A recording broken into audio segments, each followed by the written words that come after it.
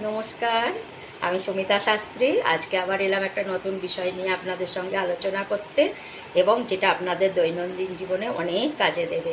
সেরকমই একটা বিষয় হচ্ছে যে আপনারা ঘরের মানে বাস্তু অনুযায়ী, মানে যে বাস্তু টিপসগুলো আমি বলছি সেই অনুযায়ী ঘরের দক্ষিণ দিকে কোনো আয়না রাখবেন না। ঠিক আছে? ঘরের দক্ষিণ দিকে কখনো কোনো আয়না রাখবেন না। আয়না রাখার দরকার হলে দক্ষিণ দিকে বাদ দিয়ে অন্য যে কোনো দিকে রাখতে পারেন। এটা একটা হলো। আর দ্বিতীয়ত হচ্ছে, দুটো আয়না মুখোমুখি রাখবেন না। একটা হয়তো এই দেয়ালে একটা আয়না আছে আর একটা অপোজিট দেয়ালে আয়না আছে। সেটা আপনি দক্ষিণ দিক শুধু নয়, যে কোনো ঘরেরই দুটো আয়নাকে কখনো মুখোমুখি রাখবেন না। এতে সংসারে ঝগড়া বিবাদ অশান্তি ক্রমশই বেড়ে যাবে।